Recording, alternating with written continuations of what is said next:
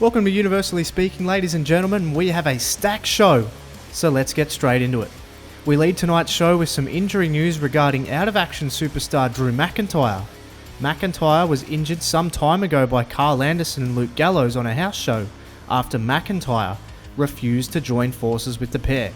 Since then, McIntyre has been recuperating from a serious fracture in his leg. The latest on Drew is that a few minor setbacks have seen him have to delay his return. But rumours are swirling that the giant Scotsman might be back in time for the Royal Rumble. Could Drew be in the running for a late call-up for the 30-man over-the-top Battle Royal? Only time will tell. We begin this week's recap with SmackDown Live and the major talking point being the attack on a fan by Finn Balor. Social media was in a frenzy after the ruthless assault, with everybody shocked by the leader of the Bullet Club's actions. Balor has been trying to get the attention of AJ Styles in recent weeks and took it a step too far this week.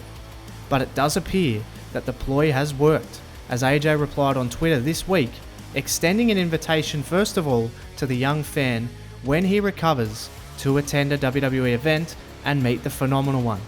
But AJ Styles wasn't so kind to Finn Balor, as he replied with simply, "in time." The next time these two men will see each other will be in the Royal Rumble match itself, which would appear to have even higher stakes than usual for these two megastars. Also this week we saw an enormous return in the form of the one-man wrecking ball Rhino. Braun Strowman had just finished a grueling contest with Samoa Joe in which he would come out victorious, but then he was blindsided by the former ECW World Heavyweight Champion, as Rhino gored the Intercontinental Champion out of his boots, and this would be one of the first times we've ever seen Strowman look anywhere close to vulnerable. Could Rhino be the man that actually intimidates the monster amongst men? Well, something tells me we will find out very, very quickly, as these two appear to be heading for a collision in the near future. And speaking of returns, this week on Monday Night Raw, we saw the stunning return of one of the most popular women in the world of professional wrestling, when Paige arrived back in the WWE as part of the #1 Contenders Women's Championship Tournament. Paige did battle with Alexa Bliss in an out-and-out war for the right to move on through the brackets, with the anti-diva getting the better of Bliss in a narrow win. Bliss was driven almost through the mat by an extremely dangerous avalanche rampage, showing that Paige isn't here to play games and has her eyes firmly on the next phase of the tournament.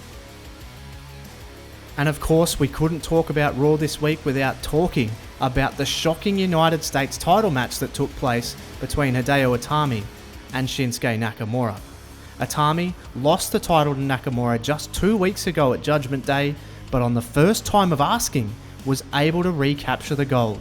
Itami learned a lot of lessons from his loss to the charismatic Nakamura at the pay-per-view, and most importantly, was able to hit the GTS. Now, the GTS has played a pivotal role in Itami's success, and this was certainly no exception. Itami has an ace up his sleeve without question, and Nakamura is going to have to pick himself up and dust himself off and attempt to get back in the running. As we know, Nakamura will have a rematch in the future, but when that is still to be determined. This week on Raw, ladies and gentlemen, we have one of the most anticipated main events in recent memory, when AJ Styles faces Luke Harper in a no disqualification match. These two promise to tear the house down, both figuratively and literally.